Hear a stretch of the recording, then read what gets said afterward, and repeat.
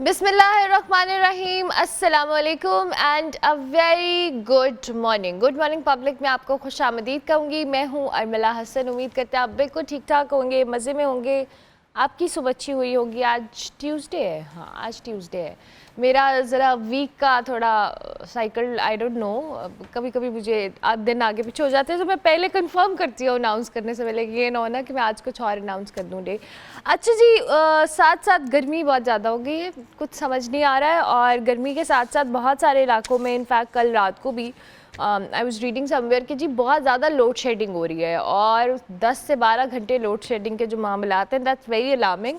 क्योंकि अभी तो ये जो लाहौर में लास्ट वीकेंड पे आंधी तूफ़ान आया है, उसके बाद वेदर वाज क्वाइट प्लेजेंट, लेकिन अब आहिस्ता आहिस्ता गर्मी और सूरज की शिद्दत में भी इजाफा हो रहा है। सो आई होप कि हम सब सेफ़ रहें। और ये जो कराची वाले हैं, कराची में तो बहुत गर्मी है भाई, बहुत ज़्यादा गर्मी है। आई कैन इमेजिन कि कराची में जब धूप पड़ती है और वो जो ह्यूमिड है, वो बड़ा ख़तरनाक काम होता है। सो बी सेफ़ एवरीवन, अल्लाह करे मौसम अच्छा रहे, आइंदा आने वाले दिनों में कुछ अच्छी और खैरियत से अच्छा रहे। सबसे इम्पॉर्टेंट चीज़ यही है। आज सुबह जी हमने जो स्टोरी करनी है वो हमने अपने हमसाये मुल्क के हवाले से करनी है, जिसमें जंगी जुनून जो है जो उनके सरबराहान हैं उनकी जानिब से इतना अजीबो गरीब आ रहा है। जब दुनिया महज़्ज़ब मुकालमे, बैनुल अक़वामी कवानीन और रसूलों की बात करती है, पायदार अमन की बात करती है, भारत के वज़ीर आज़म नरेंद्र मोदी साहब अपनी इश्तियाल अंगेज़ तकरीरों के ज़रिए ख़ित्ते को अदम इस्तेहकाम की दलदल में धकेलने पर तुले हुए हैं। गुजरात में जो उनकी हालिया तकरीर का मैं जिक्र कर रही हूँ, जिसमें उन्होंने पाकिस्तानी नौजवानों को रोटी या गोली की धमकी दी है। और सिर्फ एक सियासी बयान की हद तक ये चीज़ महदूद नहीं है, बल्कि ये एक नफ्सियाती आप जुनून कह लो जो उनकी ज़हनी कैफियत की अक्कासी कर रहा है। एक एटमी रियासत के सरबराह की जानिब से इस तरह की ज़बान का इस्तेमाल करना, ऐसा बयान देना, ना सिर्फ अक़वाम मुत्तहिदा के चार्टर की सरन ख़िलाफ़ वर्जी है, बल्कि पूरी जनूबी एशिया के लिए ख़तरनाक जो मिसाल है वो कायम करता है। पहले तो उसका शख्स समझ से बाहर है, और दूसरे कह रहे हैं जी इनको बुचर ऑफ गुजरात कहा जाता है, और गुजरात में खड़े होकर ये अपनी उस टाइटल को ना जस्टिफाई कर रहे हैं कहीं ना कहीं। पाकिस्तान के दफ्तर ख़ारजा ने जी इस तकरीर पर रद्द-ए-अमल दिया है। उन्होंने कहा है कि ये बहुत ही गैर संजीदा और इंतखाबी मुहिम के अंदाज में दिया गया बयान है, और एक गैर जिम्मेदाराना इश्तियाल अंगेज़ी करार दिया है दफ्तर ख़ारजा ने, जिसका मकसद मकबूजा जम्मू कश्मीर में जारी इंसानी हकूक़ की पामाली की जो आप कह लें जेनेटिक इंजीनियरिंग से आलमी तवज्जो हटाना है। तर्जुमान दफ्तर ख़ारजा शफ़क़त अली ख़ान साहब ने कहा है कि भारत में हिंदुत्व नज़रिए के तहत जो मजहबी अदम बर्दाश्त है, अक़लियतों की महरूमी है, इसके साथ साथ जो अक्सरियती तसल्लुत है, इसको जिस तेज़ी से फ़रोग़ मिल रहा है, पाकिस्तान ने हमेशा अमन की तरजीह दी है। लेकिन अगर इस इलाकाई सालमियत पर या कौमी सलामती को ख़तरा लाहक हुआ तो अक़वाम मुत्तहिदा के चार्टर के आर्टिकल 51 के तहत मुनासिब और मौसर जवाब दिया जाएगा। आलमी बरादरी ये जो पागलपन है मोदी का, इसको रोकने में किस तरह से किरदार अदा कर सकती है, इस पे अंजा साकिब हमारे साथ मौजूद हैं, उनको हम खुश आमदीद कहेंगे। Thank you very much Anja, good morning, I hope you are doing well. सबसे पहले तो इस तकरीर का, जिसमें कुछ समझ नहीं आ रहा कि एक ऐसा नफ्सियाती शख्स या जुनूनी शख्स नज़र आ रहा है इस तकरीर के अंदर, जिसको सिर्फ जंग और एंटी पाकिस्तान एक बयानिया की पड़ी है, और उसके लिए वो कुछ भी बोल रहे हैं। एब्सोल्युटली। देखें, यहाँ मैं आपकी तवज्जो दिलाना चाहूँगी, स्पेशली आर्टिकल 24 जो है यूएन चार्टर का, उसके अंदर आप देखें इवन पब्लिक थ्रेट्स देना, जिस तरह मोदी कह रहे हैं रोटी और गोली के बारे में, सो ये एक डायरेक्ट वायलेशन है उस यूएन चार्टर की। अच्छा, उसके अलावा हमारे पास अपना obviously we have the right to defend ourselves, लेकिन ये प्रॉपर आप देखें साइकोलॉजिकल वॉरफेयर की तरफ ये बात जा रही है कि अब उन्होंने देखा क्योंकि ये बॉर्डर पे तो बुरी तरह से उन्होंने शिकस्त मिलिटरीली हासिल की है, अब वो सीज फायर को भी वायलेट नहीं कर सकते on the face of it. तो अब उन्होंने देखा कि क्योंकि हमारी मिलिट्री माइट काम नहीं की, तो हम हर तरह के टेढ़े हथकंडे अपनाने की कोशिश कर रहे हैं मोदी, बिकॉज हमें सबको पता है कि गोदी मीडिया एंड मोदी वहाँ पे इलेक्शन सिर्फ और सिर्फ इस बेसिस पे जीतते हैं कि वो पाकिस्तान को किस तरह बैश कर सकें। एक और चीज जिसकी तरफ मैं आपकी तवज्जो दिलाऊंगी वो ये कि पर्टिकुलरली इन्होंने रन ऑफ कच्छ का जिक्र करके और कच्ची कम्युनिटी को अपील करके और गुजराती में स्पीच करके ये अगेन एक एग्जांपल है कि जिस तरह से इनकी इंटरफेरेंस बलोचिस्तान के सूबे में है, केपी में हमने काफी स्पाइस पकड़े, तो आई थिंक ये ओवरऑल डिस्टेबलाइज करने की पाकिस्तान को कोशिश कर रहे हैं, और अब ये बात पूरी दुनिया ने रियलाइज की है कि अब ये सिर्फ अटेम्प्ट टू डिस्टेबलाइज नहीं है, ये एक आउटराइट पीस को एक थ्रेट है। इंडिया सारी दुनिया में नैरेटिव फैलाता था इस्लामिक टेररिज्म का, लेकिन अब ये सब फॉल्स नैरेटिव है, और अब पूरी दुनिया ने रियलाइज किया है कि यहाँ एक्चुअल एक्सट्रीमिज्म और टेररिज्म, जो ये हिंदुत्व फिलॉसफी है, जो सोच है,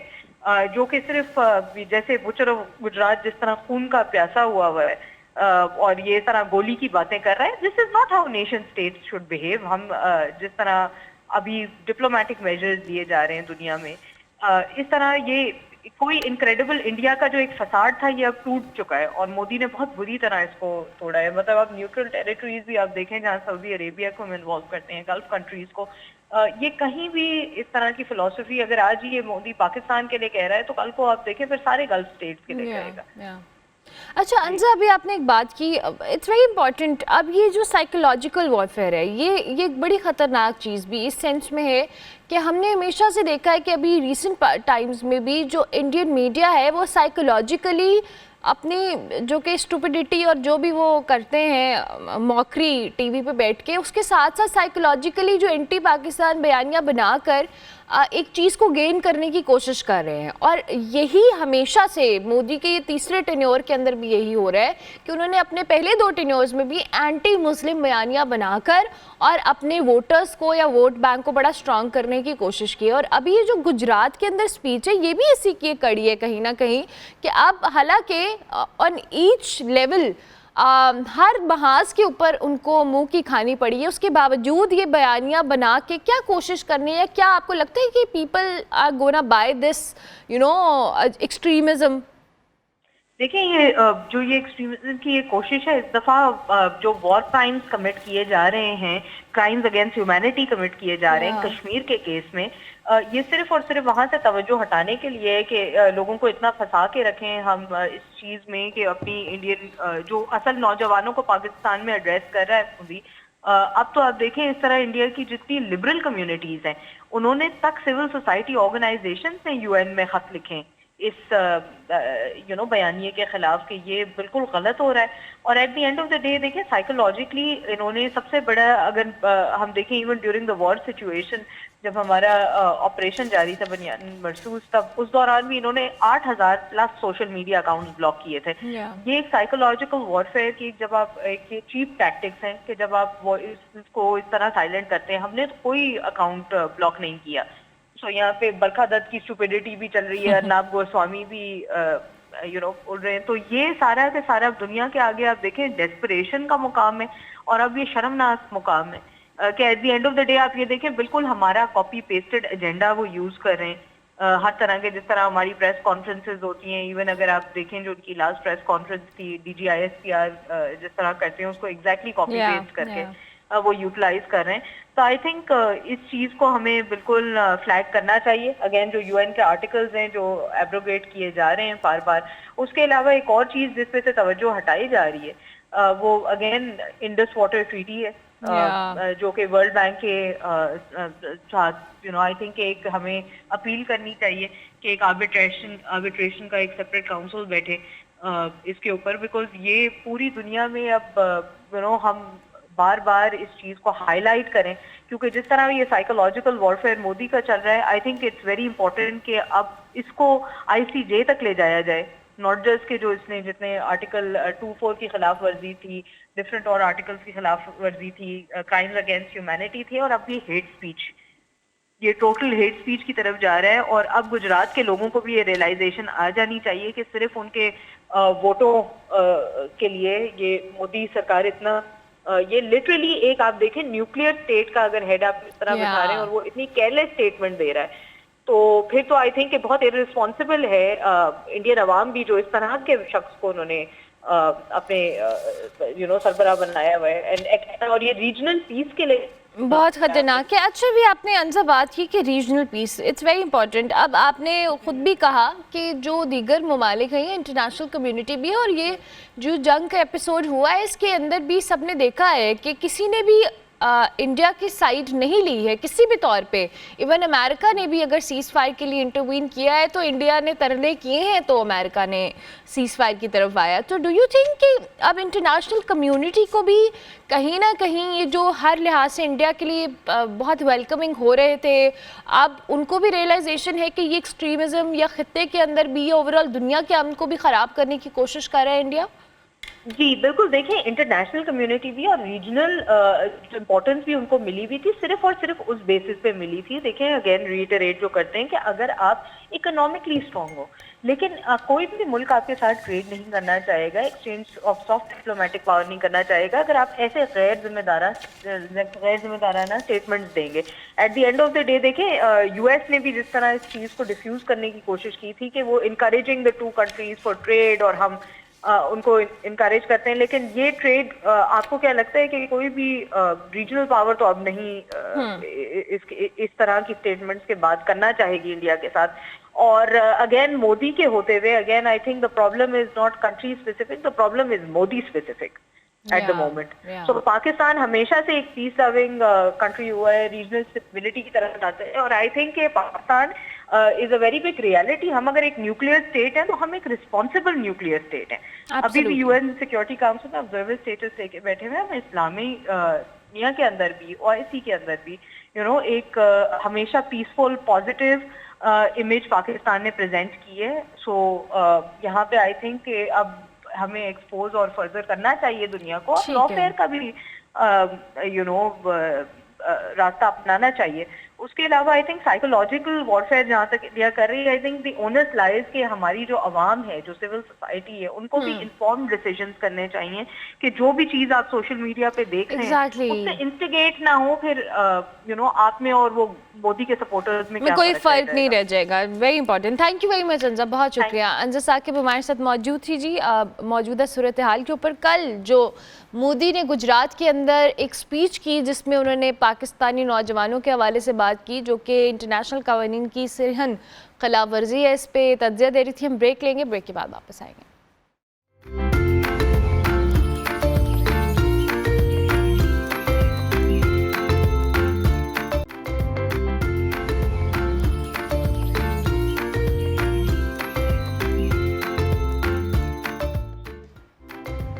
welcome back to good morning public जी। ब्रेक के बाद वापस आ गए हैं और अब हमारे शो में एक ऐसी शख्सियत मौजूद हैं जिन्होंने ना सिर्फ मेडिकल के शोबे में नुमाया खिदमत सर अंजाम दी हैं, बल्कि अपनी हिम्मत, हौसले और जज्बे से दुनिया की बुलंद तरीन चोटियों को भी सर कर डाला है।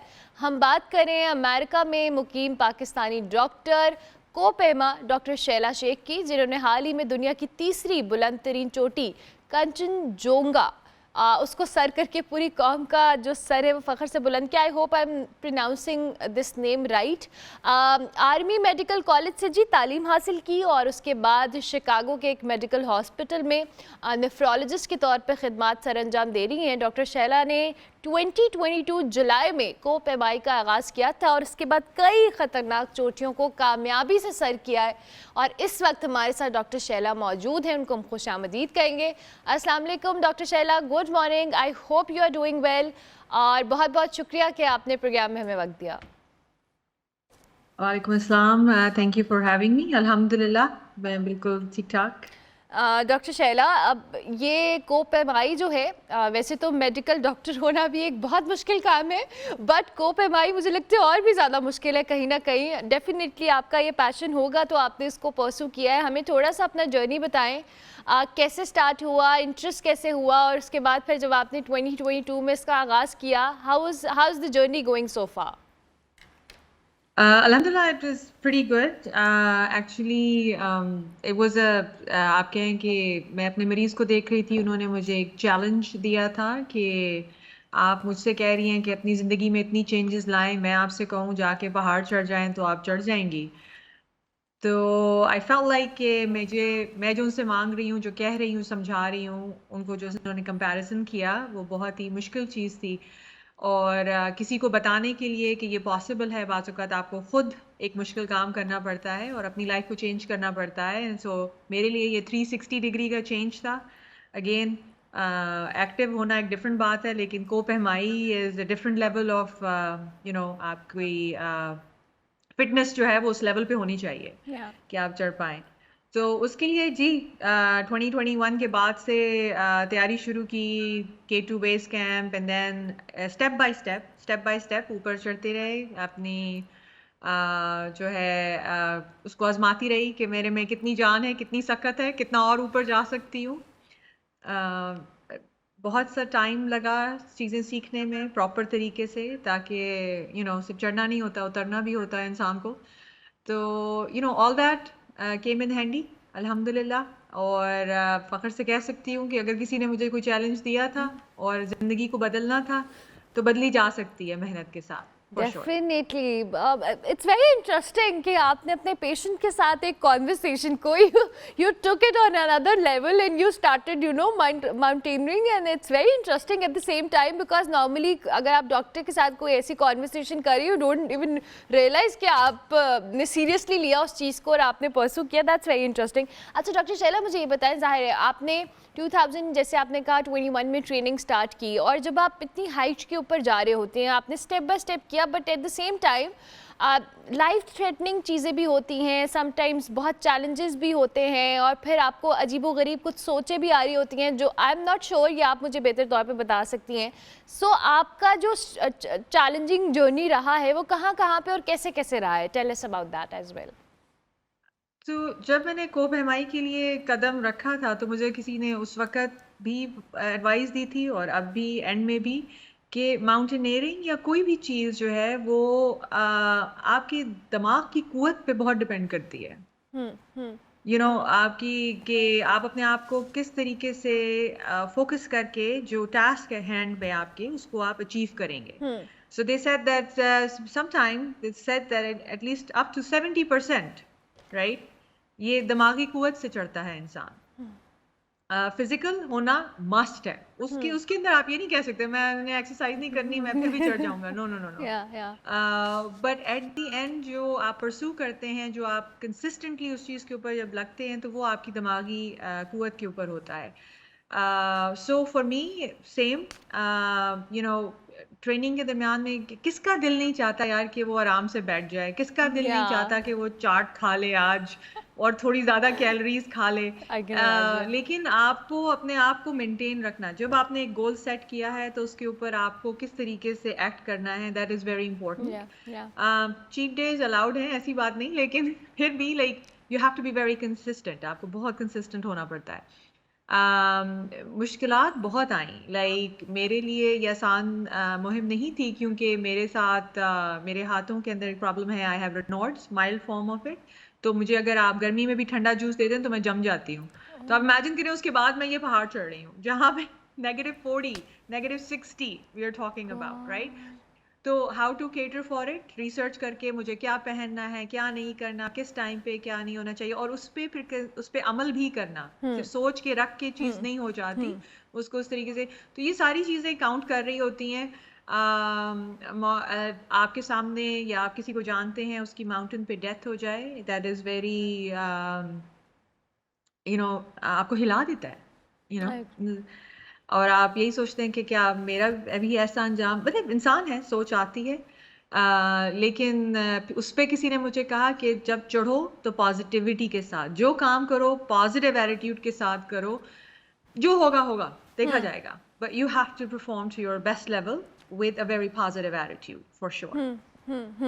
That's very interesting. अच्छा, यू हैव किड्स टू, और ऑब्वियसली जब आप इस तरह की मुहिम के ऊपर जा रहे हैं जो कि चैलेंजिंग होने वाली है, ऑब्वियसली आपकी फैमिली होती है, तो कहीं ना कहीं समहाउ मुझे लगता है एज अ मदर आपके दिमाग में बहुत सारी चीज़ें चल रही होती हैं, और फिर जब बच्चे आपसे आई वांट टू आस्क के उनका क्या रिस्पॉन्स था व्हेन यू टोल्ड देम कि अच्छा मैं अब जा रही हूँ पहाड़ सर करने?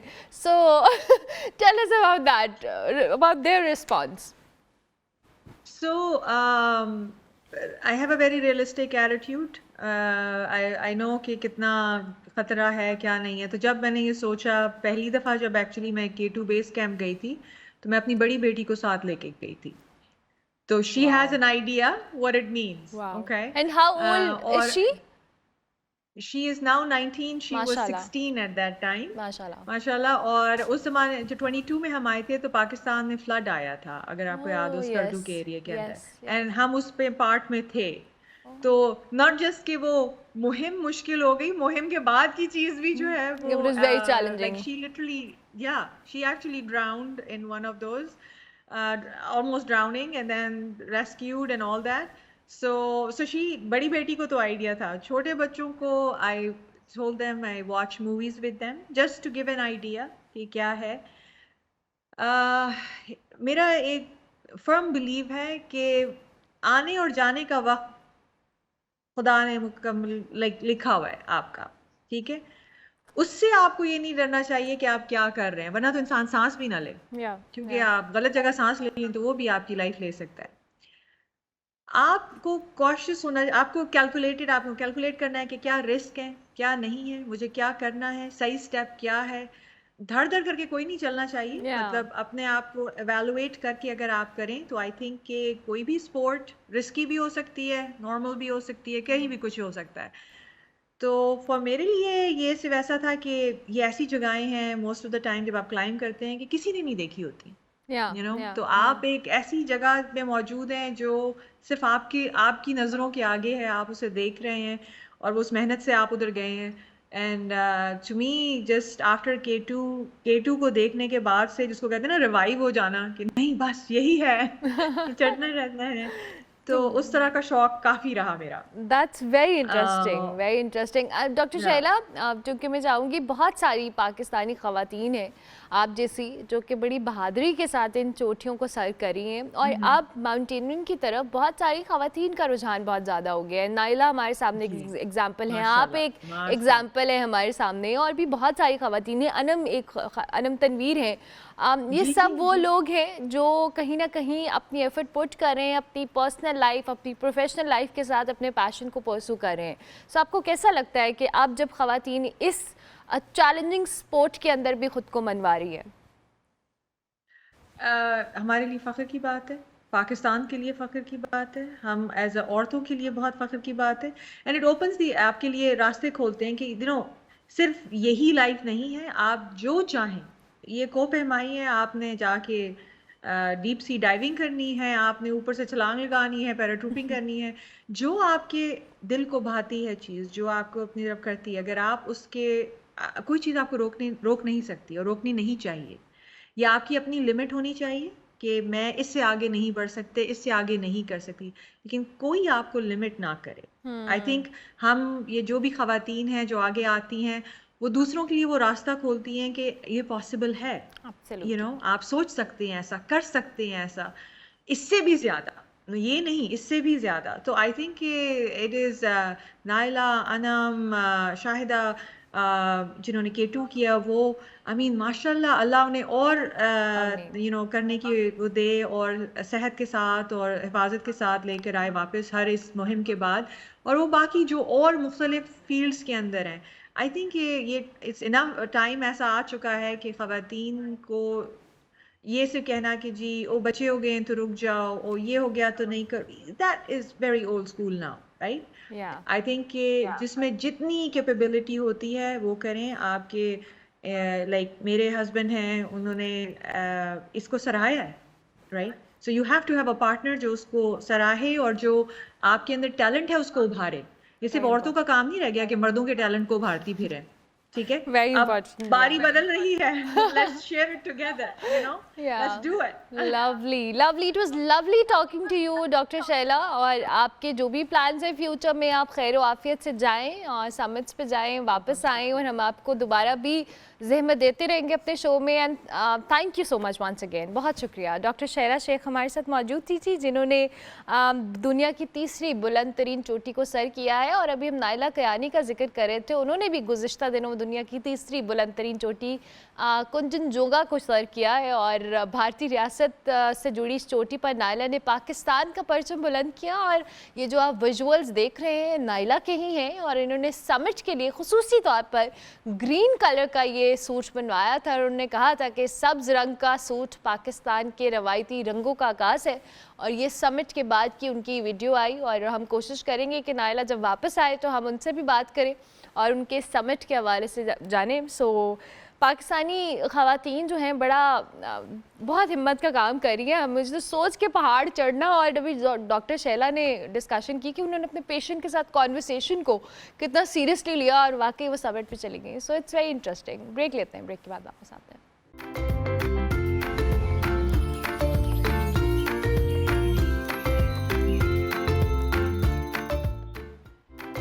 Welcome back to good morning public जी। ब्रेक के बाद वापस आ गए हैं। जिस इम्पॉर्टेंट टॉपिक के हवाले से मैं आज बात करनी है इस पर हम 12 बात कर चुके हैं, लेकिन अब चूँकि इसके इम्पैक्ट या इफ़ेक्ट सामने आना शुरू हो गए हैं, हमारा जो एनवायरनमेंट है या क्लाइमेट चेंज है इसके हवाले से बहुत मेजर हमें नेचर साइंस दे रही है कि क्या चीज़ें हैं जिस पे हमें काम करना है। And it's very alarming. जो आप फुटेजेस या टीवी स्क्रीन पर विजुअल्स देख रहे हैं ये थर पार्कर के हैं, जो अपनी खूबसूरती, जो सहरा की वुसअत है, इसके साथ साथ जो रंग बिरंगे मोर हैं उसकी वजह से कुदरती हुस्न की अलामत समझा जाता है। लेकिन इस वक्त के खामोश सहने का शिकार है तो ये गलत नहीं होगा।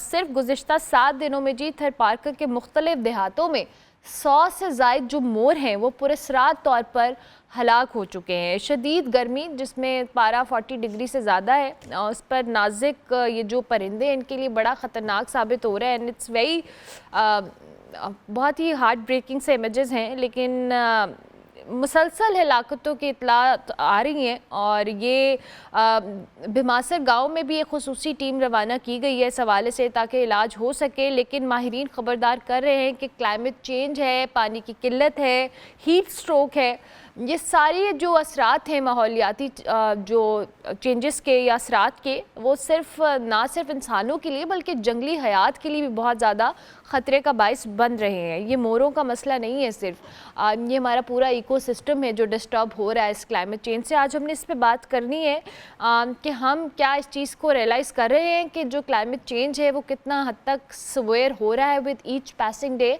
और ये जो 100 से ज़ायद मोरों का हलाक होना इट्स वेरी हार्ट ब्रेकिंग। हाँ, इस वक्त प्रोफेसर डॉक्टर जुल्फ़िकार अली हमारे साथ मौजूद हैं, एनिमल राइट्स एक्सपर्ट भी हैं। डॉक्टर साहब से हम बात करेंगे। बहुत शुक्रिया सर आपका। ये जो विजुअल्स हमने देखे भी हैं ये थर पार्कर के हैं और इससे पहले भी जंगलात में आग लगना हो, वेदर एक्सट्रीम्स हो, ये सारी वो चीज़ें हैं जो कहीं ना कहीं हमें जो कह लें वार्न कर रही हैं कि climate change is a major issue. जी मैं ऐसे ही है। 10 दिन मैं पिछले सिंध में ही था और मैंने फिज़िकली इसको ऑब्ज़र्व किया है कि एक एक्सट्रीम हीट वेव है और 45 प्लस तो नॉर्मली वो टेम्परेचर रहता है और 48, 49 पे हमने सर्वाइव किया वहाँ पे। तो इसको फिज़िकली फ़ील किया और ये सारी वाइल्ड लाइफ जो है इस स्ट्रेस के अंदर है जो वो बता नहीं सकती, वो बेज़बान जानवर हैं। और इस हीट स्ट्रेस के अंदर ख़ास तौर पे पीकॉक्स जो हैं वो बहुत ज़्यादा मुतासर होते हैं इस सेंस में कि एक तो कंटिन्यूसली उनको इस गर्मी में बर्दाश्त करना पड़ता है और पाकिस्तान आपको पता है कि क्लाइमेट चेंज के उस स्ट्रेस के अंदर है उन कंट्रीज़ के अंदर।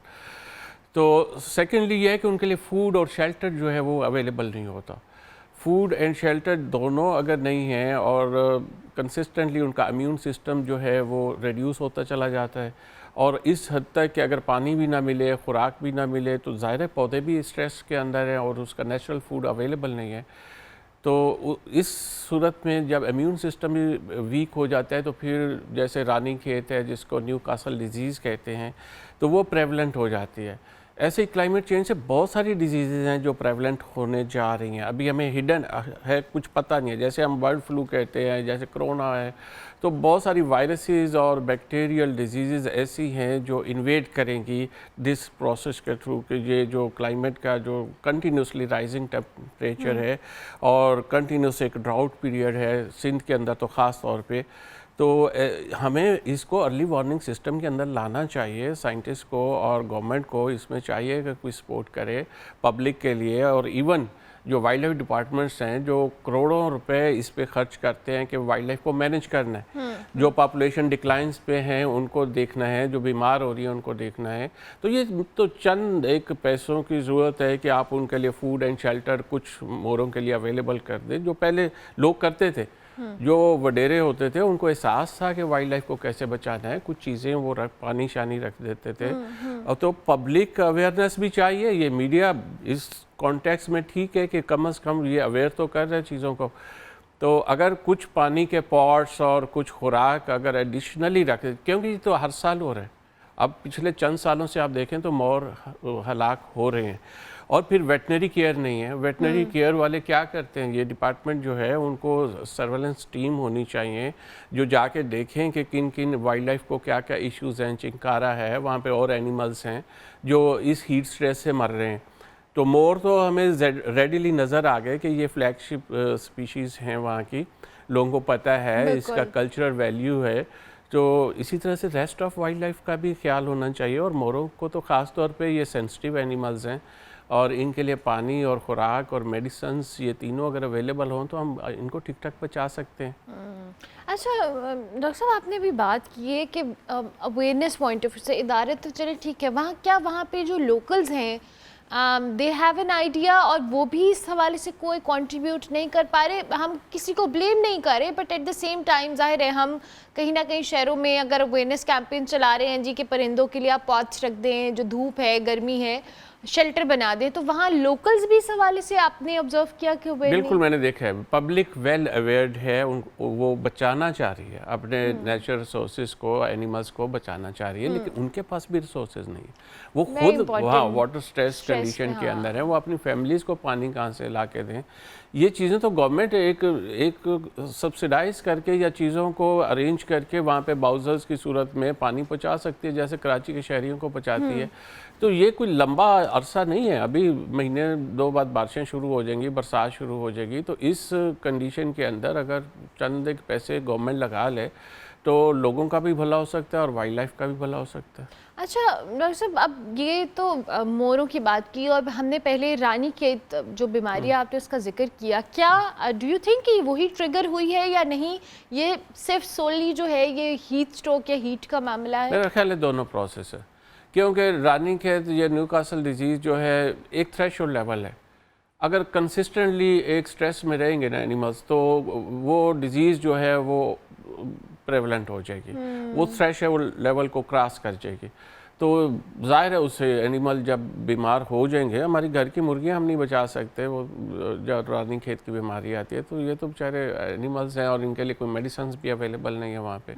अगर मेडिसिन हाँ प्रॉपर मिल जाए उनको फौरी तौर पे, कोई एंटीबायोटिक्स मिल जाए, कोई वाटर इस तरह से पानी मिल जाए तो वो बच सकते हैं।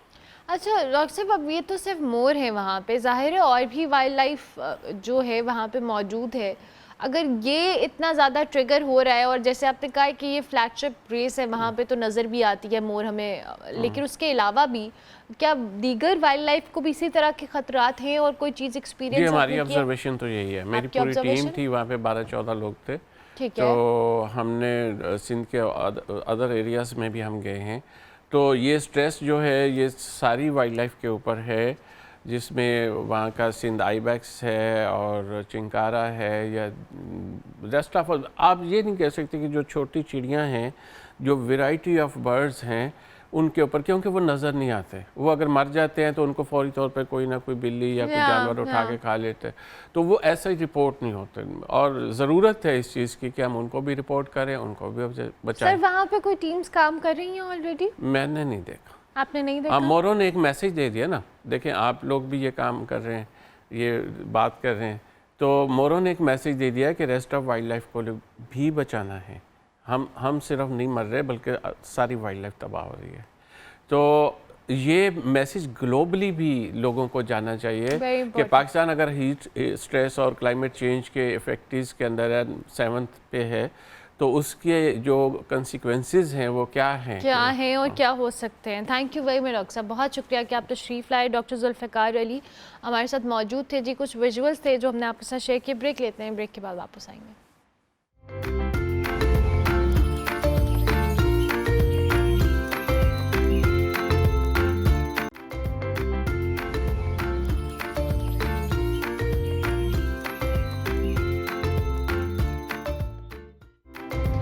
Welcome back to good morning public जी। ब्रेक के बाद वापस आ गए हैं। अभी हम डिजिटल जो दुनिया है उसके हवाले से कुछ बात करने वाले हैं और सिक्योरिटी बहरान का जो ख़तरा है वो संगीन हो रहा है कहीं ना कहीं, और अब पाकिस्तान भी इसकी जद में आया है।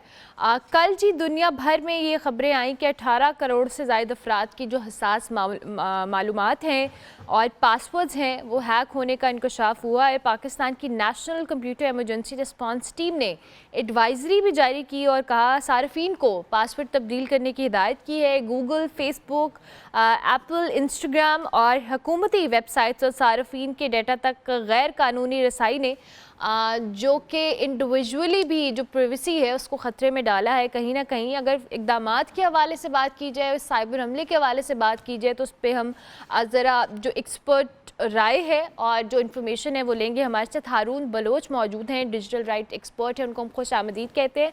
थैंक यू वेरी मच हारून साहब, बहुत शुक्रिया कि आपने हमें ज्वाइन किया। हमें थोड़ा सा ब्रीफ कीजिएगा इस सिचुएशन के हवाले से, क्योंकि कल जो एडवाइजरी आई थी उसमें बहुत सारे सार्फिन को अपने पासपोर्ट्स तब्दील करने की या जो सेंसिटिव इंफॉर्मेशन है उसको चेंज करने के हवाले से कहा गया था। जी बिल्कुल, एनसर्ट की ये रिपोर्ट थी, उनकी एडवाइजरी आई थी और ये बेस करती है ग्लोबल एक जो रिपोर्ट आई है जिसके अंदर इंकशाफ किया गया है कि तकरीबन 18 करोड़ के करीब दुनिया भर में मुख्तलिफ नौइयत के जो सोशल मीडिया के प्लेटफॉर्म्स हैं या इंटरनेट सर्विसेज प्रोवाइड करने वाली कंपनीज़ हैं उनके सर्वर से डाटा ब्रीच हुआ है। और इसमें बहुत सारी इन्फॉर्मेशन उन अकाउंट्स की भी है जो इंडिविजुअल अकाउंट्स हैं। और आई थिंक ये बहुत इम्पॉर्टेंट है कि हमें अंडरस्टैंड भी करना चाहिए इसके साथ कि ये सिर्फ एक तरफ़ा या आप कह रहे हैं कि इसमें कोई एक सिंगल स्टेक होल्डर रिस्पॉन्सिबल नहीं होता। सबसे पहली बात जो स्टार्ट होती है वो हमारे अपने ज़ात से होती है, अपने घर से होती है, क्योंकि अकाउंट बनाना, कहाँ पर अकाउंट बनाना, कहाँ हमने डाटा होस्ट करना है, किस तरीके से डाटा को होस्ट करना है, कौन सा डाटा होस्ट करना है, बहुत सारे ऐसे क्वेश्चंस हैं जो कि हमने अपने आप से पूछने होते हैं। और फिर ये भी ख्याल रखना होता है और इतनी सेंसिटाइजेशन हमारी होनी चाहिए कि हमें पता हो कि यार मैं अपनी पर्सनल इन्फॉर्मेशन या प्राइवेट इन्फॉर्मेशन अगर किसी क्लाउड पे रख रहा हूँ या किसी सर्वर जो कि मेरे डायरेक्ट कंट्रोल में नहीं है, फिज़िकली मेरे पास नहीं है, वो किसी और जगह पर होस्ट कर रहा है, तो मुझे छानबीन कर लेनी चाहिए कि क्या उनका सर्वर इतना महफूज है, क्या सिक्योरिटी के प्रोटोकॉल्स उन्होंने इनेबल किए हुए हैं, क्या मैं ट्रस्ट कर सकता हूँ उस सर्विस के ऊपर। अगर नहीं कर सकता, अगर आपको हंच है, तो आपको सबसे पहले सोचना चाहिए कि मैं फिर इसका अल्टरनेटिव क्या ढूंढ सकता हूँ। कि ज़रूरी नहीं कि हमारी बेसिकली अपनी हैबिट्स हैं जो हमें इम्प्रूव करने की ज़रूरत होती है। अगर हमने टेक्नोलॉजी को सेफली, सिक्योरली यूज़ करना है तो इसमें बहुत सारी चीज़ें हम आगे चल के बात करते हैं। बिल्कुल ठीक है हारून साहब, आपने बात की कि हमें अवेयरनेस होनी चाहिए। अब आप मुझे थोड़ा सा पाकिस्तान के हवाले से बताएं, क्या आपको लगता है कि जो हमारे पास यहाँ पे यूजर्स हैं और जो डेटा हम जैसे आपने ऑनलाइन प्लेटफॉर्म्स या क्लाउड्स की बात की है, हम जो वहाँ पे स्टोर कर रहे होते हैं या हम इवन उसको परचेज़ भी करते हैं स्पेस को, मोस्ट ऑफ द टाइम हमारी पिक्चर्स हैं, हमारा पर्सनल डेटा है वो उसके ऊपर सेव होता है, लोगों को अवेयरनेस है या हम सिर्फ उसकी जांच पड़ताल के बगैर, because most of the time हम यही करते हैं कि हमें कोई कुकीज़ की आती है रिक्वेस्ट या हमें कोई और चीज़ की आती है, वो इमीडिएटली एक्सेप्ट दैट और हम उसके टर्म्स एंड कंडीशंस को नहीं पढ़ते हैं। जी बिल्कुल सही कहा आपने। ये बात तो आपने कहा कि अवेयरनेस हमें है या नहीं, तो मेरे ख्याल में अवेयरनेस अभी उस लिहाज से उतनी नहीं है जितनी हमें होनी चाहिए, क्योंकि इंटरनेट टेक्नोलॉजी जितनी तेज़ी से तब्दील हो रही है, आए दिन नए फीचर्स, और अब हम देखें कि हमने कदम रख दिया है वेब 3.0 जिसमें आर्टिफिशियल इंटेलिजेंस और ब्लॉकचेन और पता नहीं कौन कौन सी टेक्नोलॉजीज़ वहाँ पर मौजूद हैं जिनका हमने अभी तक नाम भी सही तरीके से नहीं सुना, तो इस्तेमाल करना तो दूर की बात। तो आई थिंक के यहाँ पर थोड़ा सा हमें अवेयरनेस की तरफ ज़्यादा तवज्जो देने की ज़रूरत है। पाकिस्तान में इवन के अब देखें ना, ये एडवाइजरी जो आई है जिस इदारे की, ये इदारा पहले एग्जिस्ट ही नहीं करता था। ये 2021 के बाद कानून साजी हुई है, 2022-23 में ये इदारा, इसकी दाग बेल डाली गई है। बड़ा इंपॉर्टेंट इदारा है दुनिया में, जहाँ पर भी टेक्नोलॉजी जिस तरीके से इवॉल्व कर रही है और जो नेशनल लेवल के ऊपर थ्रेट्स आती हैं, साइबर थ्रेट्स, उनको मॉनिटर करना और उससे आवाम को आगाह करना, ये बहुत इंपॉर्टेंट एस्पेक्ट है डिजिटल सेफ्टी एंड सिक्योरिटी का नेशनल लेवल के ऊपर। फिर इसी तरीके से इसी इदारे के सेक्टोरल सर्ट्स भी बनेंगे डेफिनेटली, और वो हर मिनिस्ट्री के अपने होंगे, डिफेंस का अपना होगा, आईटी का अपना होगा, डिफरेंट लेवल के सर्ट्स जो है इस लॉ के नीचे बनने हैं। तो कहने का मकसद है कि हमें तो इस इदारे हमें हुकूमती सतह पर भी इस इदारे की अहमियत का पहले अंदाज़ा नहीं था, अब आके कहीं अंदाज़ा हुआ तो हमने ये इदारा बनाया है, जिसमें आप नेशनल लेवल पर देखते हैं कि थ्रेट की नोयत क्या है और किस किस्म की थ्रेट आपको हॉन्ट कर रही है। तो अब ये तो हुकूमती लेवल पे अभी इतनी अवेयरनेस है, लेकिन हुकूमत को जो दूसरा एस्पेक्ट है वो ये है कि उन्होंने आवाम को इंगेज करना है। आवाम को इंगेज कैसे करना है, वो डेफिनेटली उसके लिए उनको चाहिए होगा कि आवाम को एजुकेशन के लेवल पर, यानी कि इंस्टीट्यूशंस के अंदर जब वो पढ़ते हैं, बेसिक कोर्सेज पढ़ते हैं, जैसे मैं अगर बात करूं मैट्रिकुलेशन के लेवल के, एसएससी लेवल की, एचएसएससी लेवल के कोर्सेज, क्योंकि यहाँ से अगर आप बच्चों की तरबियत करेंगे, उनको सेंसिटाइज करना शुरू करेंगे, तो उनको फिर पता चलेगा कि हमने डाटा को किस तरीके से, और डाटा की अहमियत क्या है सबसे पहले, क्योंकि हमें पता ही नहीं कि हमने ऑनलाइन स्पेसेस में कितनी एक्टिविटी करनी है, कितना डाटा, अगर मैंने कोई पिक्चर ली है तो क्या मुझे वो ज़रूरी है कि मैंने उसको शेयर करना है या नहीं करना। क्योंकि हमारी हैबिट ये है कि हम जो भी तस्वीर लेते हैं स्मार्टफोन से, सबसे पहले हम उसको ऑनलाइन फेसबुक पे या ट्विटर के ऊपर या यूट्यूब के ऊपर या मुख्तलिफ सोशल मीडिया के प्लेटफॉर्म, स्नैपचैट, तो वहाँ पर बिला सोचे समझे हम उसको शेयर कर देते हैं। ये हम नहीं सोचते कि यार इसकी क्या इम्प्लीकेशंस आएंगी बाद में। अब देखना, विमेन जो लड़कियां हैं, यंग गर्ल्स हैं, उनको कितने इश्यूज आ जाते हैं बाद में, क्योंकि उन्हीं की शेयर की हुई तस्वीरें उनके प्लेटफॉर्म से, उनकी प्रोफाइल से लोग चोरी करते हैं, फिर उनको मॉर्फ करते हैं और फिर उनको मिसयूज करते हैं, फिर बाद में इशू उनके, अगरचे वो फेक होती हैं, मॉर्फ पिक्चर्स होती हैं, मॉर्फ वीडियोज होती हैं, तो उसका फिर इम्प्लीकेशन जो है उनकी लाइफ पे आता है। उनके जो इर्द गिर्द के लोग हैं रहने वाले, वो फिर समझते हैं कि शायद ये लड़की है ही ऐसे। तो पाकिस्तान में लड़की का मामला वैसे ही बहुत ज़्यादा सेंसिटिव है, तो जेंडर के हवाले से और ज़्यादा सेंसिटाइज करने की ज़रूरत है। और मेरे ख्याल में सिर्फ विमेन को नहीं बल्कि लड़कों को ज़्यादा सेंसिटाइज करने की ज़रूरत है कि उनको इतनी सेंसिटाइजेशन हो, उनको रिस्पॉन्सिबिलिटी का पता हो कि यार मैं अगर खुदा न खासा ऐसा कोई काम करने जा रहा हूँ, क्या मुझे करना चाहिए। उसको मुख्तलिफ तरीके से उसको आपने सेंसिटाइज करना है, उसको आप एथिकल वैल्यूज़ का बताना है, उसको आपने रिलीजियस पैराई में भी बताना है, क्योंकि हमारे रिलीजन में भी बहुत सारी चीज़ें इस तरीके से बताई गई हैं कि आप वेमेन को किस तरीके से ट्रीट करना है आपने। तो ये बहुत सारा इंपॉर्टेंट है। ये जो एजुकेशन का पर्सपेक्टिव है, आई थिंक इस पे हमारी तवज्जो ही नहीं है, ना आवाम के यानी पेरेंट्स की अपनी, और ना ही हुकूमत की। तो आई थिंक ये बहुत इंपॉर्टेंट एस्पेक्ट है जिसको हम निगलेक्ट कर रहे हैं। अच्छा हारून, अब ये जो आपने जिस एडवाइजरी का जिक्र भी किया और जिस इदारे का आपने कहा कि ये अभी रिसेंट टाइम्स में कुछ ऑपरेशन हुआ है, अब सार्फिन के हवाले से एक कंसर्न्स मौजूद है, चाहे दुनिया भर से ये एक चीज़ है, ये ग्लोबल सिनेरियो क्रिएट हुआ है, लेकिन अब अपना डेटा हम कैसे सेव कर सकते हैं, जो पासवर्ड्स और ये सेंसिटिव इंफॉर्मेशन चेंज करने के हवाले से कहा गया है। So what are user needs to do? ये बहुत इंपॉर्टेंट है। आई थिंक कि आज के जो एजुकेशन के हवाले से हम बात कर रहे हैं उसमें ये ऐड ऑन होगा कि इसमें मल्टी लेवल पे आप अपनी सिक्योरिटी को इनेबल करते हैं। सबसे पहली जो चीज़ करने की ज़रूरत है वो तो अपनी हैबिट चेंज करनी है। हैबिट्स में क्या है इंपॉर्टेंट कि यार हम अपनी डिवाइसेस की ओनरशिप हमारे पास होनी चाहिए। हमारी आदत होती है कि हम डिवाइस जो है वो किसी को भी अगर वो कोई मांगता है उसको हम दे देते हैं इस्तेमाल करने के लिए, और बाज़ का तो डिवाइस आपके घर में कॉमन होती है और फिर हर किसी के लॉगिन पासवर्ड उसी के अंदर। तो बाज़ का आपकी थ्रेट आपके घर से जनरेट होती है, आपके कज़न्स होते हैं या आपके अपने फ्रेंड्स होते हैं, वो आपको आपके पासवर्ड्स के ऊपर नज़र रखने की कोशिश करते हैं ताकि वो भी इंटरेस्टेड होते हैं कि यार बंदा किस से कम्युनिकेशन करता है, जाने तो सही। तो ये इस किस्म की बिहेवियर्स है। तो आपने अपनी डिवाइस की ओनरशिप खुद लेनी है, आपके पास होनी चाहिए। आपने डिवाइस किसी के हाथ में ऐसे नहीं देनी है। डिवाइस प्रोटेक्टेड होनी चाहिए, उसके ऊपर स्क्रीन लॉक्स होने चाहिए, उसके ऊपर आपके जो बाकी डिवाइस को सेव करने के फीचर्स होते हैं मुख्तलिफ आजकल आ गए हैं। आजकल तो फेशियल रिकग्निशन के फीचर्स भी आ गए हैं और दूसरे फीचर्स भी आ गए हैं, तो आप उनको भी यूज़ कर सकते हैं, कोड्स वगैरह आप लगा सकते हैं। तो सिम भी इसी तरीके से आपकी लॉक होनी चाहिए। सिम के ऊपर भी आप अगर खुदा न खास्ता डिवाइस चोरी होती है तो लोग सिम से डाटा निकालने की कोशिश करती है, तो सिम के ऊपर भी एक कोड लगता है जो कि 4 डिजिट का होता है, आप उसको भी इनेबल रखें इन वर्स्ट सिनेरियोज़ की अगर आपकी डिवाइस चोरी होती है। फिर सोशल मीडिया के अकाउंट्स की बात करते हैं। अकाउंट्स के ऊपर जो आपका पासवर्ड है वो आप समझ लें कि फर्स्ट लाइन ऑफ डिफेंस है किसी भी यूजर्स की।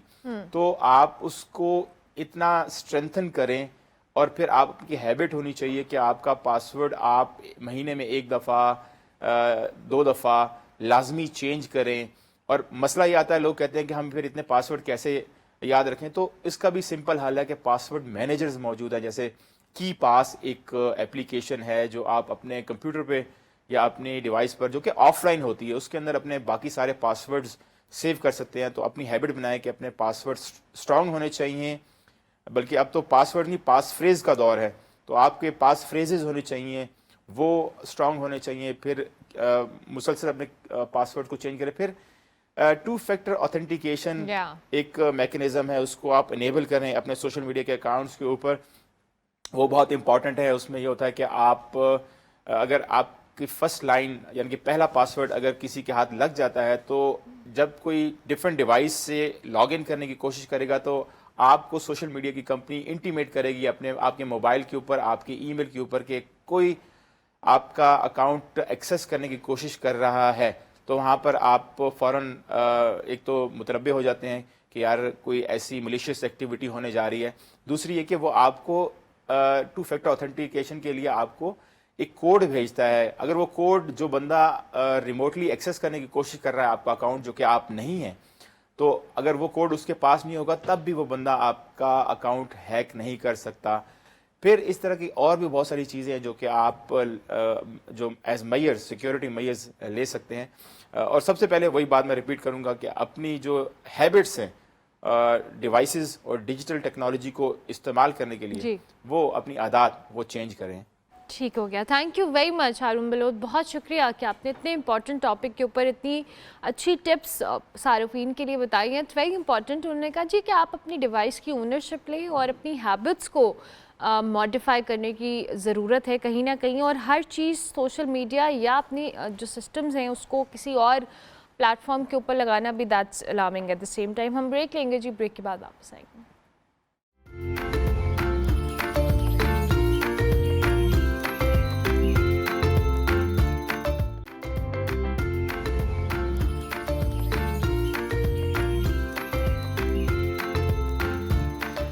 Welcome back to good morning public जी। ब्रेक के बाद हम किचन में जाएंगे जहां पर शेफ़ मुबीन सलीम हमारे साथ मौजूद हैं। अस्सलाम वालेकुम। वालेकुम सलाम मैम, क्या हाल है कैसे हैं आप? जी अल्हम्दुलिल्लाह मैं ठीक ठाक। क्या बन रहा है आज आपके किचन में? आज हमारे पास बन रही हैं धमाका रेसिपीज। धमाका रेसिपीज जो कि मेरी ऑन कन्वर्ट है और ऑन इन्वेंशन है। अच्छा। जिसमें आज हमारे पास 2 रेसिपीज हैं। एक लाल मुर्गी जी लाल मुर्गी, और सेकंड हमारे पास है मखनी चिकन टिक्का जी, जो रेस्टोरेंट स्टाइल्स मिलता है बाहर से। बिल्कुल ठीक है, उसी तरीके तो से। अब इसमें आप अभी क्या बना रहे हैं और अच्छा, क्या-क्या ये चीजें रेडी बड़ी करनी है? सीक्रेट रेसिपी है। इसमें सबसे पहले तो शनवारी की तरह हम इसको बॉईल करेंगे टमाटोस को, उसके बाद इसकी स्किन को पिल आउट कर लेंगे। ठीक है। पिल आउट करने के बाद जस्ट टमाटो की ग्रेवी होगी, जिसमें हमने हाफ के जी टमाटोज लिए हैं। उसके बाद हमारे पास ग्रीन चिली है, ठीक है, और हमारे पास सैलड लीव है, जिंजर है हमारे पास, ठीक है, कोरिएंडर है। और हमने इसकी मैरिनेशन में जो इसके लिए यूज़ करना है इसके स्पाइसेस में, वो हमारे पास ब्लैक पेपर है क्रश, ठीक है, इसी की तरह हमारे पास रेड पेपर है क्रश, उसके बाद क्यूमिन सीड्स हैं, ठीक है, कोरिएंडर सीड्स हैं, हमारे पास रेड पेपर है, क्योंकि ये रेड ही स्पाइसेस के अंदर कन्वर्ट होगी। अच्छा, रेड ही ये स्पाइसेस का जो जार है आप थोड़ा कैमरे में दिखाते हैं, आपने मिक्स किए हुए हैं? जी ये मैंने मिक्स करके ना इसका एक बनाया हुआ है, ये देखें सीजनिंग टाइप बनाई हुई है मैंने इसकी। Okay okay, very interesting. चलें जी, ठीक है। ये लाल ही पकेगी, लाल ही रहेगी, लाल ही ग्रेवी है, इसी का नाम लाल मुर्गी है, क्योंकि मुर्गी के पंख लाल होते हैं गोश्त भी रेड कलर का होता है। Yeah. तो इसी कन्वेंशन के साथ, इसी सिनेमैथेटिक के साथ जो है ना, इसी के साथ हमने इसको बनाया है। लाल मुर्गी बन रही है। जी, अच्छा, लाल मुर्गी। Chicken makhani tikka, right? जी, चिकन मखनी टिक्का। उसके लिए क्या चाहिए हमें? उसके लिए हमें हमारे पास सबसे पहले ये मैरिनेट हुआ हुआ है मीट हमारे पास। इसमें हमने टर्मरिक लिया है, ठीक है। लेमन जूस लिया है हमने, ठीक है। उसके बाद हमने लाल इसमें रेड चिली लिया है, लाल मिर्ची जिसे बोलते हैं ना कश्मीरी लाल बिल्कुल मिर्ची ठीक कलर है। वाली, वो लिया हमने, ठीक है। उसके बाद सॉल्ट लिया है, पेपर लिया है, और इसे हमने थोड़ा सा दही डाल के मैरिनेट कर लिया अच्छे ठीक तरीके है। से। और अब हम इसे यहीं पे स्टिर करेंगे, ठीक है। और अच्छा। यहीं पे हम इसको मैरिनेट करेंगे। उसके बाद दूसरे तरीके से, जिस तरह वो मक्खन डाल के देसी तरीके से नहीं करते, मलाई डाली, मक्खन डाली पहलवानों की तरह, उसी तरीके से हम इसको बनाएंगे। ठीक है, पहलवानों की तरह। That's interesting. चलिए आप अपना काम जारी रखें। मीनवाइल जी हम जरा एक गर्मी की स्टोरी पे चलते हैं, क्योंकि आपको पता है कि कराची हो या मुल्क भर हो, गर्मी की शदीद लहर है और इस वक्त दर्जा हरारत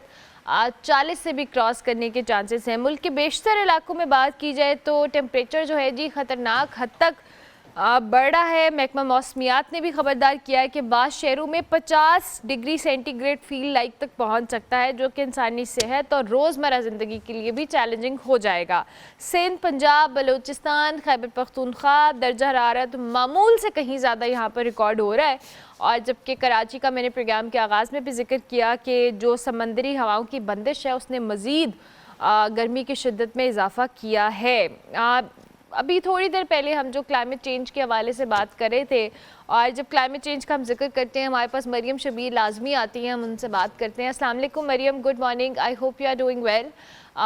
मरियम, ये जो टेम्परेचर इंक्रीज़ कर रहा है और बहुत ज़्यादा कर रहा है, अभी कुछ देर पहले हम एक स्टोरी कर रहे थे कि थर के अंदर भी हीट वेव की वजह से बहुत सारे 100 से ज़्यादा जो मोर हैं पीकॉक्स, उनकी हलाकत सामने आई है। And these are like very extreme conditions जो हम एक्सपीरियंस कर रहे हैं विद ईच पासिंग ईयर। मैं चाहूँगी जो हीट फैक्टर है, बिकॉज 50 तक पहुँचना feel like itself it's very alarming. जी एब्सोल्युटली उर्मिला, ना सिर्फ जानवर बल्कि आपके जो वेजिटेशन कवर होता है उसके ऊपर, आपके इंसानों के ऊपर, बच्चों के ऊपर, जो बूढ़े लोग होते हैं, क्योंकि उनकी सेंसिटिविटी ज़्यादा होती है, उनकी सेहत उस तरह से होती है कि बहुत ज़्यादा इम्पैक्ट करते हैं। इसी तरह जो प्रेग्नेंट ख़वातीन होती हैं उनके ऊपर भी जो है वो डिस्प्रोपोर्शनेट इम्पैक्ट होता है इन सारे क्लाइमेट चेंज की वजह से जो हीट वेव्स के आपके फिनोमेना हो रहे हैं। तो मेरा ख्याल है कि ये कोई एक सरप्राइज नहीं है कि पाकिस्तान में इतने एक्सट्रीम हीट वेव्स आ रही हैं और इतने ज़्यादा ड्यूरेशन के लिए और ज़्यादा दिनों के लिए अब आएंगी, और इंटेंसिटी इनकी बढ़ती जाएगी आने वाले वक्तों में, बढ़ भी रही है कुछ सालों से, बढ़ती जाएगी मज़ीद। एंड इट्स वेरी अनफॉर्चुनेट कि हमारी गवर्नमेंट जो है it's not able to do much. मिसाल के तौर पर आप देखें कि कुछ तो ये है कि आलमी सतह पर जो तरक्की याफ्ता ममालिक हैं, ऑफकोर्स उनके एमिशन बहुत ज़्यादा होते हैं, हमारे बहुत कम है, दैट्स अ फैक्ट। लेकिन कुछ चीज़ें ऐसी होती हैं जो ग्राउंड में हम अपने मुल्क में कर सकते हैं। मिसाल के तौर पे आप शहरों में देखें कि अर्बन प्लानिंग बिल्कुल नहीं है। दरख्त देखें, आपको लोकल दरख्त जो पहले होते थे, पीपल, शीशम या इस तरह के, बचपन में जुगनू अपने देखते थे के लॉन्ग वगैरह में, अब आपको बिल्कुल नजर नहीं आते क्योंकि वो वेजिटेशन कवर ही खत्म हो गया और क्लाइमेट चेंज की वजह से उनका सर्वाइवल भी फिर मुश्किल हो गया, क्योंकि आपका एक पूरा इकोसिस्टम जो है वो आपके लोकल दरख्त सपोर्ट करते हैं। इसी तरह वो आपके टेम्परेचर को भी रेगुलेट करते हैं। इसी तरह जो आपकी क्लाइमेट रेजिलिएंट इंफ्रास्ट्रक्चर होता है, जो घर हम बना रहे हैं आजकल, उसमें बिल्कुल कॉन्क्रीट है, तो उसमें जो आप एसी वगैरह ऑन करते हैं या सर्दियों में हीटिंग ऑन करते हैं, वो जैसे आप बंद करते हैं आपको 5 मिनट के अंदर अंदर दोबारा गर्मी या सर्दी लगने लगती है। तो यानी कि जो इंफ्रास्ट्रक्चर हमारा है वो इस तरह के, उसमें एनर्जी का बहुत ज्यादा वेस्ट होता है। तो बहुत सारी चीजें हैं जो हम डिस्कस कर सकते हैं, लेकिन बहुत सारी सीरियसनेस हमारे पॉलिसी मेकर्स की चाहिए, हमारी गवर्नमेंट की चाहिए, तभी जाके कुछ ना कुछ होगा, क्योंकि बहुत सारी चीजें ऐसी हैं जिसमें आपका बहुत ज्यादा पैसा इन्वॉल्व नहीं है। मिसाल के तौर पर जिससे हमने दरख्त की बात की, इसके अलावा जो कंज्यूमर्स की हम बात करते हैं कि सस्टेनेबल और रिस्पॉन्सिबल कंज्यूमरिज्म जो हमारा है, हर सीजन में कपड़े, इलेक्ट्रॉनिक्स, इस तरह की बहुत सारी चीजें हैं जो कि लैंडफिल में जाती हैं आपके, और हमारे पास लैंडफिल साइट्स प्रॉपर नहीं है, वेस्ट की बर्निंग होती है, वो आपको कंट्रीब्यूशन करता है मिशन में। फॉसिल फ्यूल्स तो हम भी इस्तेमाल करते हैं, जो आपके तरक्की याफ्ता ममालिक के वो भी यूज करते हैं।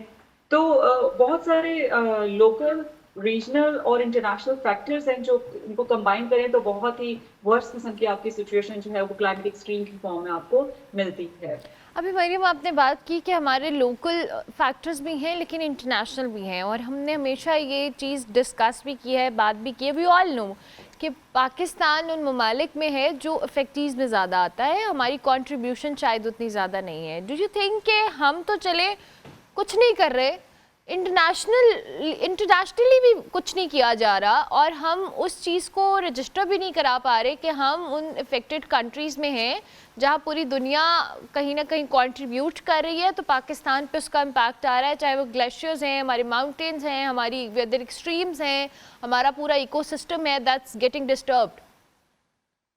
जी बिल्कुल आपने ठीक कहा उर्मिला। असल में आप देखें कि जो गवर्नमेंट्स में चेंज है, मिसाल के तौर पे यूएस की हम बात करें तो ट्रंप एडमिनिस्ट्रेशन ने पेरिस एग्रीमेंट से बैक ऑफ कर लिया उन्होंने, और उनने फॉसिल फ्यूल के जो बहुत सारे प्रोजेक्ट्स हैं उनका इरादा है ट्रंप का कि बहुत ज़्यादा प्रोजेक्ट्स इस तरह के करेंगे, तो इसका मतलब कि मजीद एमिशंस हमें एक्सपेक्ट करनी चाहिए, और यूएस का निकल जाने का मतलब ये है कि पैसा फिर उसमें कम कंट्रीब्यूट होगा।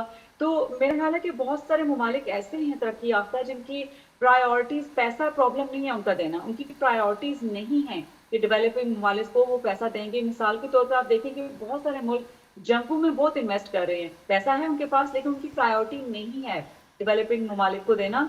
तो ऐसे केस में डेवलपिंग ममालिक को बतौर ब्लॉक जो हर साल वो करते भी हैं, क्लाइमेट कॉन्फ्रेंस ऑफ पार्टीज जो होती है, जो कॉप्स होती हैं डिफरेंट कंट्रीज में, उसमें मिलके वो निगोशिएट करने की कोशिश करते हैं, पुश करने की कोशिश करते हैं, लेकिन उस तरह से सक्सेसफुल पिछले 30 सालों से तो नहीं होते आ रहे हैं। बहुत बहुत कम आपकी जो है वो सक्सेस आपको मिलती है। But what each country can do including Pakistan कि हर मुल्क के कॉन्सुलेट होते हैं हमारे मुल्कों में, मिसाल के तौर पर कनाडा का है, यूएस का है, जर्मनी का है, और इस तरह बहुत सारे कॉन्सुलेट हमारे पाकिस्तान में हैं। तो उनके साथ डिप्लोमेटिक टाइज के थ्रू हम छोटे छोटे प्रोजेक्ट्स के थ्रू जो है वो बहुत सारी चेंजेस हम ला सकते हैं। जैसे कि मुझे याद है कि when I was working back in Pakistan with a think tank, तो वहाँ पर मिलके हम गवर्नमेंट के साथ कुछ मीटिंग्स कराने की कोशिश करते थे, जिसमें कनाडा ने कुछ प्रोजेक्ट्स किए थे, कुछ जर्मनी प्रोजेक्ट्स कर रहा था रिन्यूएबल्स की तरफ करके।